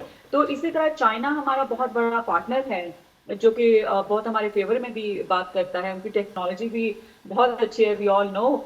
तो उसको टैप करने की जरूरत है कि चाइना ने किस तरह से अपनी, अभी तक उनकी एमिशन बहुत कम नहीं है, लेकिन द वे उन्होंने एयर पोल्यूशन पे जो काम किया है, एयर क्वालिटी इंडेक्स जो काफी उनका इम्प्रूव हुआ है, उनका खासतौर पर जो क्लाइमेट रेजिलिएंट इंफ्रास्ट्रक्चर पे जो काम कर रहे हैं, जो रूफटॉप गार्डनिंग की वो कॉन्सेप्ट उन्होंने इंट्रोड्यूस करवाया है, तो बहुत सारे इकदाम ऐसे हैं जो चाइना से हम सीख के अपने मुल्क में इम्प्लीमेंट कर सकते हैं। Absolutely. In the end Mariam, अब ये जो भी मैंने थरपारकर का जिक्र किया है, आपने इकोसिस्टम की भी बात की, और जाहिर है जानवरों का, वाइल्ड लाइफ का इसमें बड़ा इंपॉर्टेंट रोल है। अगर ये भी इनफेक्टिव में है, अभी हमारे पास एक एक्सपर्ट भी थे और दे वर सेइंग कि वहाँ स्टेट तो नहीं कर पा रही कुछ, जो लोकल है जाहिर है वो भी उनके पास रिसोर्सेज उस तरह से नहीं है, बट अवेयरनेस की भी बहुत ज़्यादा कमी है कि अपने तौर पर अगर कोई लोकल्स वहाँ पे करना चाहें या उनके लिए पॉसिबल हो तो वो भी नहीं कर पा रहे हैं, because they want to, but at the end of the day कहीं ना कहीं उनके लिए भी हर्डल्स हैं। सो ये कहीं ना कहीं हम सब एज ए ह्यूमन, हमें अवेयरनेस कितनी ज़रूरी है कि वाइल्ड लाइफ हमारे इकोसिस्टम को बैलेंस करने में कितना इंपॉर्टेंट रोल प्ले कर रहा है। जी ये काफी इम्पोर्टेंट रोल हर एक स्पीशीज आपकी कंट्रीब्यूट करती है। आपका एक फूड वेब एक काइंड तरह का होता है जिसमें हर छोटी से छोटी चीज से लेके बड़ी से बड़े जानवर, इंसान तक, ये पूरा आपका जो है इकोसिस्टम को बैलेंस करता है। तो एक उस वेब में से एक चीज अगर निकल जाए तो पूरा इकोसिस्टम आपका हिल जाता है एक तरह से। तो आप देखेंगे थरपारकर की खासतौर पर आपने बात की, वहाँ मैंने 2019 में फील्ड वर्क कुछ किया था क्लाइमेट चेंज रिलेटेड। अनफॉर्चुनेटली वहाँ पे ज्यादातर जो कम्युनिटीज आपको मिलेंगी वो ऐसी हैं जो सर्वाइवल मोड पे होती हैं, वो मौसम के चेंज होने की वजह से इधर से उधर, उधर से इधर माइग्रेट ही करते रहते हैं, और वो बेचारे, उनके पास रिसोर्सेज नहीं है, उनके पास कैपेसिटी नहीं है, और खासतौर पर पानी की कमी बहुत ज्यादा होती है, अपने पीने के लिए नहीं है, उनके अपने जो जानवर उन्हें पालतू रखे होते हैं वगैरह उनके लिए नहीं है, तो उनके लिए ये मोर एक पैट के तौर पे भी उन्हें वहाँ पे रखे होते हैं, तो उनके लिए भी ये प्रॉब्लमेटिक हो जाता है कि वो किस तरह से उनको संभालें। तो ऐसे केस में मेरा ख्याल है कि जो सिंध गवर्नमेंट है, जो वाइल्ड लाइफ डिपार्टमेंट है, हमारे WWF के इस तरह के इदारे, मैंने ख्याल है they need to step in और कम्युनिटीज को जो है वो ट्रेन करें और उनको रिसोर्सेज जो है वो खास तौर पे प्रोवाइड करें ताकि वो वहाँ पर लोकली जो है वो इस तरह के चरिंद और परिंद को अपने साथ साथ उनको भी बचाने में काम कर सकें और थोड़ा बहुत अडेप्टेशन पर उनकी और कैपेसिटी बिल्डिंग पे काम कर सकते हैं। That's very important. Thank you very much Mariam, बहुत शुक्रिया कि आप तशरीफ़ लाई। मरियम शबीर हमारे साथ मौजूद थी जी, क्लाइमेट चेंज के हवाले से बात कर रही थी और उनके मुताबिक ये एक पूरा सिस्टम है जो कहीं ना कहीं डिस्टर्ब हो रहा है और पाकिस्तान को इंटरनेशनली भी बहुत सारे मॉडल्स हमारे सामने मौजूद हैं जिन्होंने अपनी जो क्लाइमेट चेंज रिलेटेड इश्यूज़ को ओवरकम किया है काफ़ी हद तक, जिसमें चाइना की एग्जांपल उन्होंने कोट की कि ये पोल्यूशन हो या ये क्वालिटी इंडेक्स हो, उसको किस तरह से इम्प्रूव किया है और छोटे छोटे बेबी स्टेप्स के ज़रिए ही हम इस बड़े प्रॉब्लम को केटर कर सकते हैं और इस पर ओवरकम कर सकते हैं अगर विल हो तो। हम ब्रेक लेंगे, ब्रेक के बाद वापस आएंगे।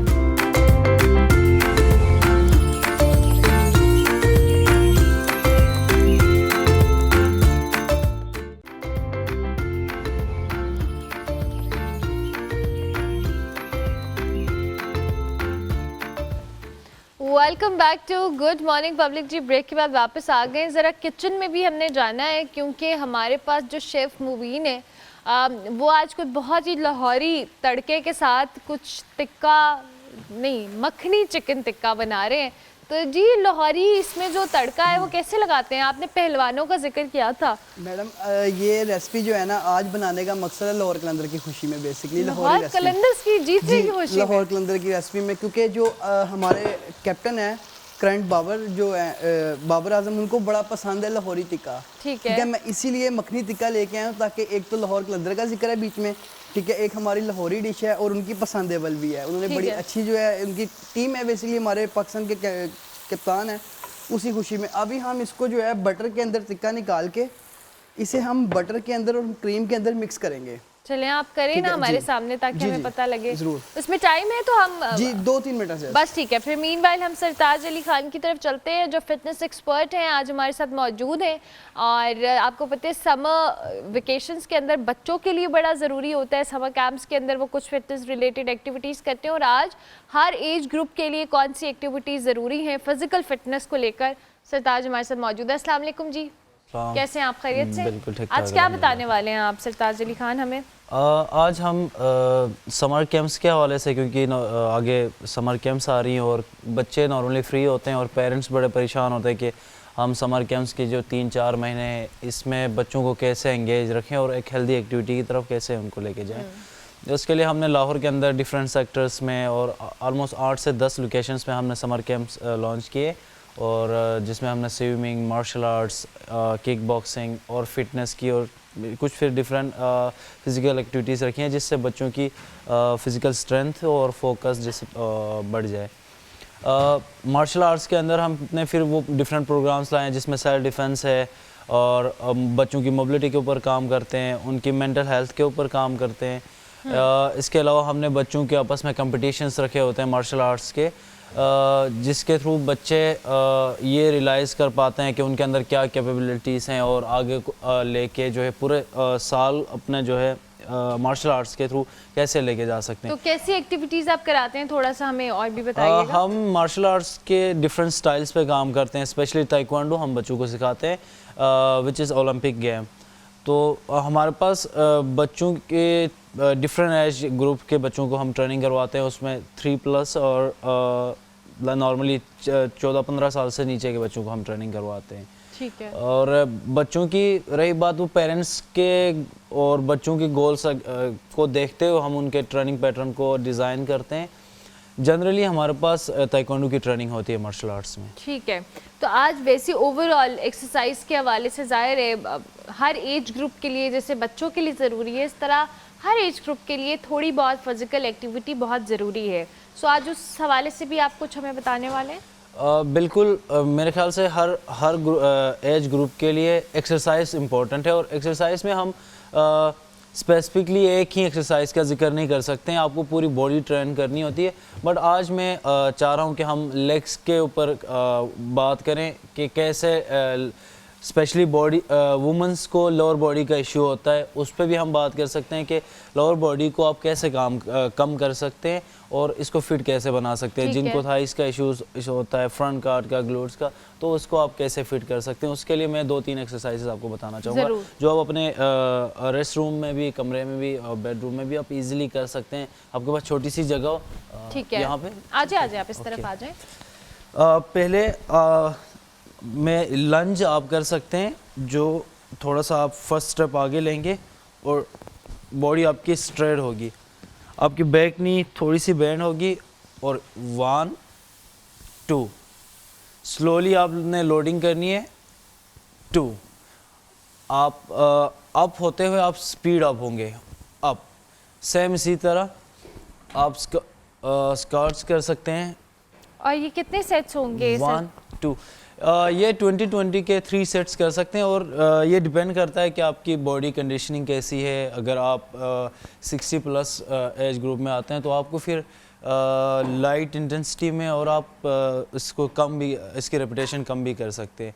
लेकिन अगर आप एथलीट हैं तो मेरे ख्याल से ये इनफ नहीं है, आपको फिर हाई इंटेंसिटी में जाना होगा और आप वेट के साथ कर सकते हैं। डिफरेंट एंगल्स हैं इसके बहुत सारे, तो उसमें आप कर सकते हैं। ठीक है। अच्छा, नॉर्मली आपने ख़वातीन को कहा कि वो एक स्पेसिफिक एज ग्रुप में समझते हैं जी कि हमें एक्सरसाइज करनी है। लेट अपने 30s में जाके 40s में जाके बहुत सारी ख़वातीन कहती हैं कि जी अब हमारे में हिम्मत नहीं है, हमें जॉइंट का मसला शुरू हो गया है, बहुत सारे इश्यूज़ होते हैं, उनको आप क्या रिकमेंड करेंगे? हमारे पास ऐसे बहुत सारी केसेस आती हैं। नॉर्मली ख़वातीन को हम योगा की एक्सरसाइजेस कराते हैं, स्ट्रेचिंग और मोबिलिटी की ट्रेनिंग करते हैं और उनको बिल्कुल ही लो इंटेंसिटी में हम ट्रेनिंग कराते हैं, क्योंकि इंजरीज़ के चांसेस भी बढ़ जाते हैं एज के साथ साथ। तो उसमें आपको केस स्टडी करना लाजमी है और सबसे ज़्यादा हम क्लाइंट्स के गोल्स को देखते हैं कि उसके गोल्स क्या है और स्पेसिफिकली कुछ हम क्वेश्चंस पूछते हैं बेसिक, जिसमें उनको कोई मेडिकल इशू तो नहीं है या वो मैरिड हो, और उनका एज हम ज़रूर पूछते हैं ताकि उसी के मुताबिक ही हम रिकमेंड करते हैं। ठीक है, चलें जी, हम बात तो कर रहे हैं, मीनवाइल हमारे साथ शेफ़ भी मौजूद हैं, सरताज अली ख़ान भी मौजूद हैं। लेकिन आप चूँकि आपको पता है ईद कुर्बान आने वाली है और उससे पहले जो मवेशी मंडी है वहाँ पे सूरत हाल कुछ ऐसी है कि व्यापारी जो हैं वो कीमतें बढ़ाने के हवाले से खासी वो कह रहे हैं जी कि किराया महंगा है, मवेशियों का खाना महंगा है, बहुत सारे चैलेंजेस अपनी जगह मौजूद हैं और जब ख़रीदार जा रहे हैं तो कीमतें सुन के उनके होश भी उड़े हैं। इस हवाले से हमारे नुमाइंदे तला मखदूम हमें बता रहे हैं। जी तला, जो है वो रोज़ बरोज़ करीब आती जा रही है। इसके हवाले से शहरी जो है वो मवेशियों की ख़रीदारी में मसरूफ़ नज़र आते हैं, लेकिन शहरियों की एक ही शिकायत नज़र आती है कि वो शहर की किसी भी मंडी में चले जाएं। यूँ बात करें, शहर में 11 मंडियां जो है वो लगी हैं, जिसमें सबसे बड़ी मंडी जो है वो नॉर्दर्न बाईपास है। इस वक्त हम मौजूद हैं सफारी पार्क से मुतसिल लगने वाली मंडी में। उधर जो है वो उनकी कीमत क्या है, इस पर हमारे साथ एक शहरी सबसे पहले बात करते हैं कि जनाब ये बताइएगा, आप मंडी लेने आए हैं, क्या लेने आए हैं? सबसे पहले तो ये बताइए। रेट इतने हाई फाई हैं कि हमारी रेंज से बाहर है, समझ में, हमारी रेंज से बाहर है। जो मेरा ख्याल है जानवर 2-2.5 का होना चाहिए, उसके वो 5-5 बता रहे हैं, डबल वेट बता रहे हैं। तो बार्गेनिंग कर रहे हैं आप? बार्गेनिंग कर रहे हैं? मार्केटिंग में बहुत हुआ तो मतलब 20,000 10,000 कम कर रहे हैं, इससे ज़्यादा तो कम नहीं कर रहे सर। क्या वजह समझते हैं? क्या व्यापारी आपको क्या बोल रहे हैं? अब व्यापारी ये कह रहे हैं कि जो हमने जगह ली है ये काफ़ी महंगी भी ली है, तो एक बल्ब का किराया जो है वो 100 रुपये दे रहे हैं। पानी की इनको शायद मेरा ख्याल है पानी महंगा मिल रहा है तो उसकी वजह बताते हैं, भाई यही वजह इनके पास है। एक नेटवर्क की बात करें, जो नॉर्मल एवरेज का 3.5-4 मन का जो है वो एक गाय होती है, वो एवरेज कितने की होनी चाहिए और यहाँ पे क्या है? मेरा ख्याल है जो एवरेज 3.5-4 मन का जानवर है ना वो होनी चाहिए 2.5 समय, और ये कम से कम उसके जो है ना 5 बता रहे हैं। जी बिल्कुल, आपने सुना कि जो है वो रकम जो है वो डबल जो है वो दुगनी जो है वो डिमांड की जा रही है, जिसकी वजह से जो है वो शहरी यही शिकायत करते नज़र आते हैं कि जो है वो मवेशी उनकी रेंज से बाहर हैं। कुछ बच्चे भी जो है वो ख़रीदारी के लिए यहाँ पर आए हुए हैं अपने वालिदैन के साथ, उनसे बात करते हैं। एक छोटी सी जो है वो गाय शायद पसंद आई है बच्ची को। बेटा ये बताइएगा कि आपको ये गाय पसंद है? यस। तो ये आप गाय घर ले जाएंगी या कोई और गाय लेके जाएंगी? नहीं, मैं तो नहीं लेके जाऊंगी। नहीं लेके जाएंगी, फिर कोई और लेके जाएंगी? हाँ। कौन सी गाय अभी तक कोई पसंद आई है आपको? मुझे ये वाली। ये बताइए कि आपको कौन सी गाय पसंद आई है? ये। तो ये फाइनल करें फिर आपके वालिदैन? ये मैं घर लेके जाऊंगा। ये बच्चा ये गाय घर लेके जाएगा, लेकिन जो है वो अगर कीमतों की बात करें तो कीमतें जो है वो शहरियों के समझ में नहीं आ रही हैं, दुगने दाम मांगे जा रहे हैं। एक व्यापारी हमारे साथ है कि सर बच्चों की ख्वाहिश पे क्या ये गायें आप कीमत ऐसी हैं घर ले जा सकते हैं? ये क्योंकि जो है वो टापी नस्ल की गाय है और इस मंडी सबसे छोटी गाय है, तो इसकी जो डिमांड है वो 1.5 लाख है। इस तरीके से जो ये वाली आप गाय देख रहे हैं घेनी नस्ल में आती है, इसकी जो हम डिमांड कर रहे हैं 2.25 लाख कर रहे हैं। इस तरह में ऑस्ट्रेलियंस खड़े हैं, अगर आप पीछे दिखा सकें तो काला ऑस्ट्रेलियन है, इसकी डिमांड हम 5 लाख कर रहे हैं। उससे छोटा ऑस्ट्रेलियन है, हमारे पास सिंधी नस्ल के जानवर खड़े हुए हैं। तो अल्हम्दुलिल्लाह मंडी का ये वाहिद 65 नंबर का जो है वो ब्लॉक है हमारा, जिसके पास हमारे पास जो है 1 लाख से लेकर 7 लाख तक के जानवर अल्हम्दुलिल्लाह मौजूद हैं। तो हमने हर कस्टमर के लिए हर कैटेगरी रखी है। लेकिन हर कस्टमर तो ये बोला आप दुगने दाम पैसे मांग रहे हैं। सर मामला ये है कि दुगनी तो बिजली भी है और दुगनी तो जो है वो फिर राशन भी है, दुगना जो है वो किराया भी है। तो मामला ये है कि हर चीज़ ऐसा ही है। तो जहाँ बेचने वालों को बहुत सारी मुश्किलात का सामना है, मैं बिल्कुल मानते हैं कि ख़रीदने वालों को भी है। अब मिसाल के तौर पर मेरे पास 1 लाख वाली बच्चियाँ भी है, अब जिसकी ज़्यादा से ज़्यादा रेंज कम है उसको दिखाते हैं, अब वो उस पर और नीचे आता है कि भाई 50 में दे दो। अब लाख की चीज़ 50 में कैसे देंगे? क्या वजह है, क्यों इतने ज़्यादा पैसे? सर मामला ये है कि पीछे से जो है ना वो माल बहुत महंगा है। मिसाल मैं देता हूँ कि अगर मैं ये टन वाला यार टन वाला जाम से लाता हूँ ना, तो मुझे लाते लाते इसका एक खर्चा जो है मंडी तक पहुँचाने का फ़ी जानवर तकरीबन 12,000 रुपये पड़ जाता है, जिसमें आप ट्रक का कॉस्ट लगा लें, चुंगियाँ लगा लें, उसके बाद मंडी की पर्चियाँ लगा लें, यहाँ उतारनी पर्ची लगा लें, प्लॉट की कॉस्टिंग लगा लें, बिजली के पैसे लगा लें, तो जाहिर सी बात है ये व्यापारी अपनी जेब से तो नहीं निकालेगा, कि जाहिर सी बात है कॉस्ट में शामिल करेगा। पिछले साल के मुकाबले में इस साल क्या फ़र्क है? बहुत महंगाई है, कितना परसेंट? तकरीबन 50% ज़्यादा है। एक एवरेज जो मवेशी होता है 3.5-4 मन का, वो गुज़िश्ता साल जो है वो 2, सवा 2, 2.5 में मिल जाता था। इस साल कितने का मिला? इस साल 4.5 लाख से कम बात ही नहीं कर रहे। बार्गेनिंग भी नहीं कर रहे? तो बार्गेनिंग करने के लिए ज़्यादा 10 कर लेगा, 20 कर लेगा, 10-20 से ज़्यादा कम नहीं? ज़्यादा नहीं आ रहा भाई। देखो ना, 2-2.5 लाख रुपए का एक्स्ट्रा आदमी आप कहाँ से लाएंगे? मुमकिन है कि एक आम आदमी जो है वो सुन्नत इब्राहिमी अदा कर सकता है? बहुत मुश्किल है। हिस्से में भी कम से कम आप 4 लाख का लगा लें, अगर 7% है तो क्या जा रहा है? 60-70 हज़ार रुपये जा रहा है तकरीबन एक आदमी का। हर आदमी के लिए जो है वो मुश्किल हो गया है कि सुन्नत इब्राहिमी अदा करने के लिए। ये व्यापारी हमसे दोबारा बात करना चाहते हैं, लेकिन इनसे बात करते हैं वो क्या कहना चाहते हैं। अब ये देखिए मैं इनको बात की ना कि गरीब आदमी कुर्बानी कैसे करेगा। मिसाल के तौर पे मैं एक गाय है, मैं इसके 1.5 लाख डिमांड करके ना फाइनल इसको 1.10 1.5 में छोड़ने का इरादा रखता हूँ। अब मिसाल तो अंकल ने कहा 25,000 रुपये खर्चा है, आप मिलाने चले 25,000 रुपये खर्चा है, इसके बाद 75 मुझे पड़ गई, 25,000 रुपये मिलाने तो 1.5 की पड़ गई। तो मैं अपने हिसाब से क्या कर रहा हूँ, मैं कॉस्ट टू कॉस्ट दे रहा हूँ, मैं तो कमा ही नहीं रहा। अंकल कहना है कि जी डबल दाम पे, अगर मैं 25,000 रुपये किराया और अखराजात भर रहा हूँ तो क्या है जानवर 25,000 रुपये का मुमकिन है? वो तो बकरा भी मुमकिन नहीं है 25,000 रुपये का अंदाज़ा का अगर आप लगा लें। तो असल मामला ये कि जहाँ पे ख़रीदार परेशान है वहाँ व्यापारी भी है। अब आपको इब्राहिम 5,000 एक मिनट सुने, सुन्नत इब्राहिमी के लिए जानवर देखता है आदमी खूबसूरत। आप इस जानवर की कंडीशन जरा दिखाएं टीवी पे, देखे ना, तो यही तो मैं अर्ज कर रहा हूँ ना। देखे ना आप इसकी डायमेंशन देखें, फिर उसके बाद बताएं 1 लाख रुपए में कोई आदमी इसको लेगा नहीं लेगा। उसकी वजह ये है कि आदमी खूब से खूबसूरत तलाश करता है जानवर कुर्बानी के लिए। कुर्बानी के लिए जानवर सूटेबल नहीं है ये।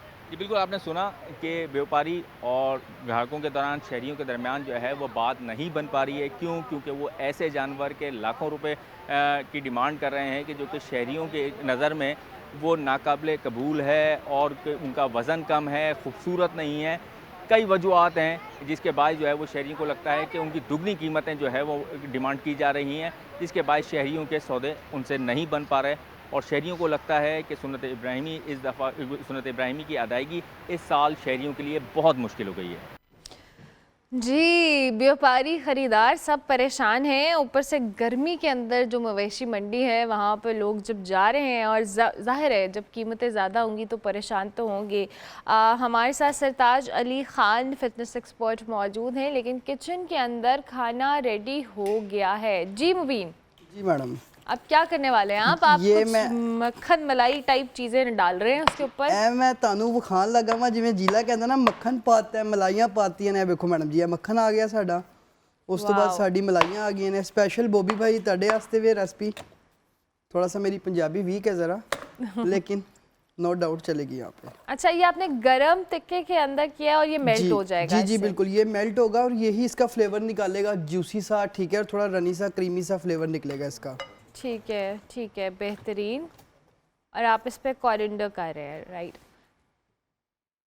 बहुत ही इसमें क्रीम और बटर ऐड करके मुबीन ने किया। अब इसकी सर्विंग हो रही है जी।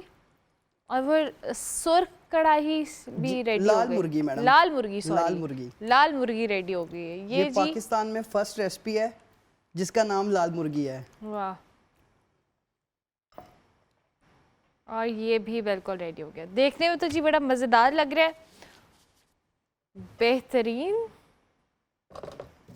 ये हम इसके ऊपर ककम्बर की गार्निश करेंगे और थोड़ा सा हमारे पास सोया है, ओके, हम ये सोया इसके ऊपर एडजस्ट कर देंगे अच्छे तरीके से। बेहतरीन, थैंक यू वेरी मच मुबीन, बहुत शुक्रिया। आपने इसके साथ पीटा ब्रेड भी रखी जी है? मैंने इसके साथ पीटा ब्रेड भी रखी है। अगर बेहतरीन, नान का दिल करे, चपाती का दिल करे या खमीरे का Whatever दिल you करे feel तो हम like, इसको हाँ। जी फील आ जाए। ये जी फाइनल प्रेजेंटेशन दिखा दे। शेफ मुबीन सलीम हमारे साथ मौजूद थे जी। इन्होंने लाल मुर्गी और चिकन मलाई टिक्का हमारे लिए बनाया, मखनी मलाई टिक्का बनाया है।